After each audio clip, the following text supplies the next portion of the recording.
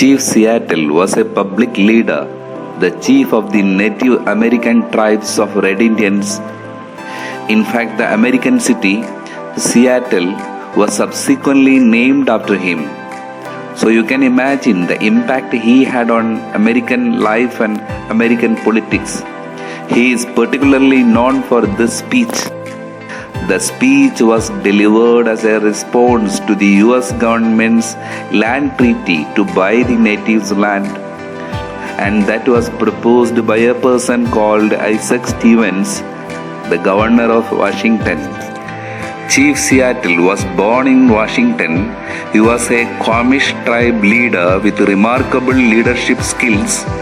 He was a well-built man with a powerful voice. He was known for his silver-tongued oratory.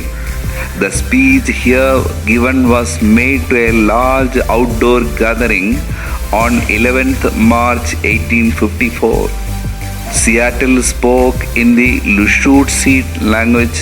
The end of living and the beginning of survival has been widely cited as a powerful bittersweet plea for respect to Native American rights.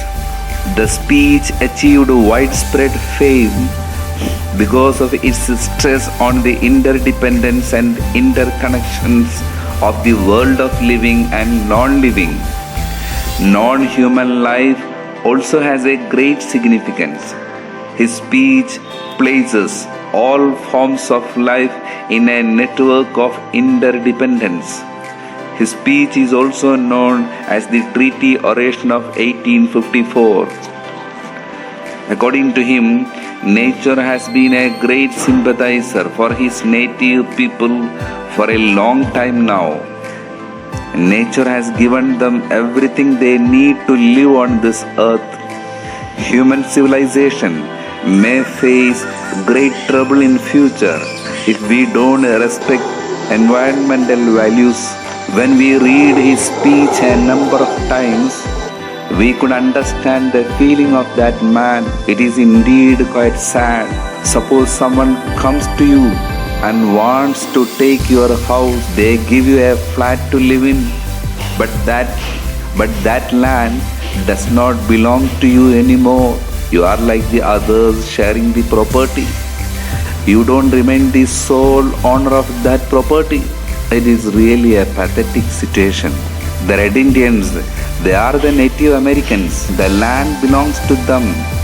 And Christopher Columbus came and found this place. He thought it was Indians.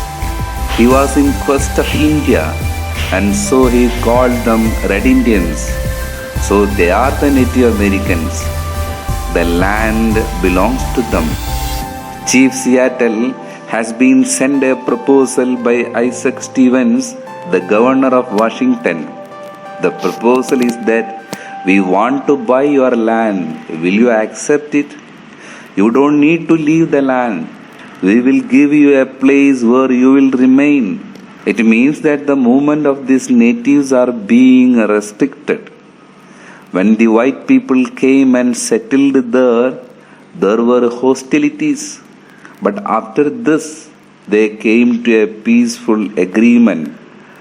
But in a way, it was a way of taking land from them which belonged to them by birth. Chief Seattle was a promising leader of his tribe. The idea of buying or selling land or cruelty to animals were all strange to the Native Americans. The earth does not belong to man. He is not the sole owner of the earth. Man belongs to the earth. That means man also belongs to the earth. All things are connected like the blood which unites one family. It was in 1854 he delivered his speech. And this was the translation of Henry A. Smith, which was published in Seattle Sunday Star in 1887. There are 5 themes that can be noted in his speech. The first theme is the Red Indians' attachment to the land. The second one is the supremacy of white men. The third one is the environment and ecological sustainability. The fourth is the difference in the world view of whites and the red Indians, how differently they look at the same world.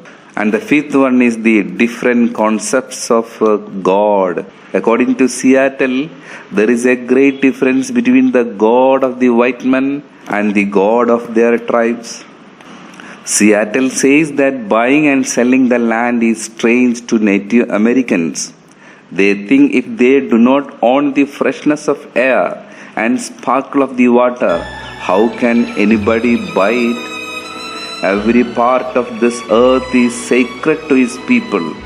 Every shining fine needle, every sandy shore, every mist in the dark woods, every humming insect is holy in the memory and experience of his people. Even the sap of the trees carries the memories of the red man. The Native Americans consider the country of their birth as something holy, which they would never sell. The white man does not understand these things.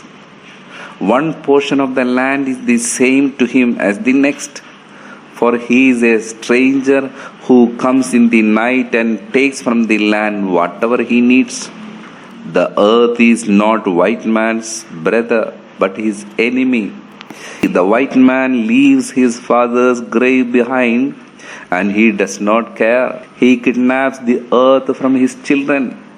He treats his mother, the earth, and his brother, the sky, as things to be bought, plundered, sold like sheep or bright beads. A Native American can never think of doing such things. The white man will make the earth only a desert. There is not a place of peace and harmony in the cities of white men. The sprouting of the leaves in the spring and the rustling of the insects' wings cannot be heard. The clatter only insults the ears. What is the meaning of life if a man can't hear the lovely cry of the bird whippoorwill or the arguments of frogs around a pond at night? The Native Americans see the rivers as their brothers.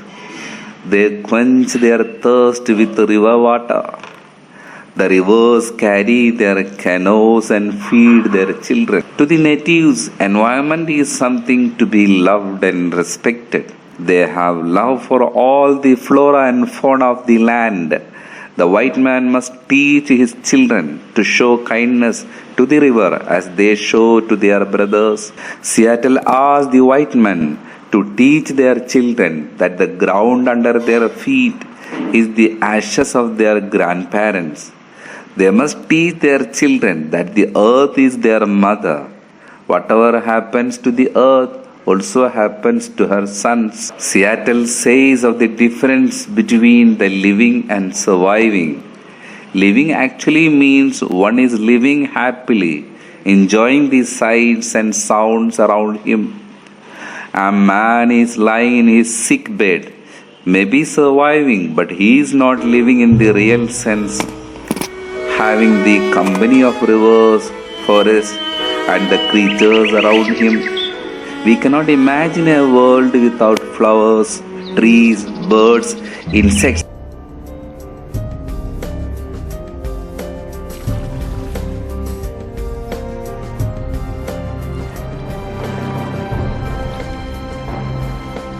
The white people think that the Native Americans are savages because they think that the Native Americans are uncivilized.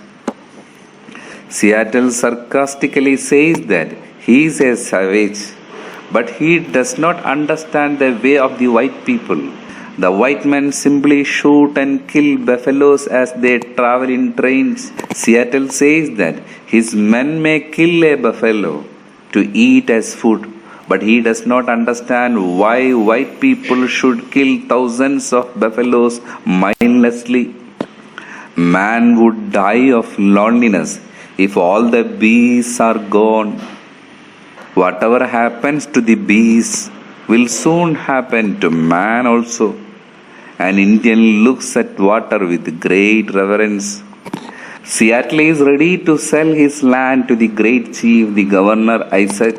If the white man treats the beasts of this land as his brothers, he must teach his children that the rivers are their brothers, and they should also show kindness to the rivers as one would show to his brother. The air is sacred, where everyone can go and get the scent supplied by the meadows, flowers,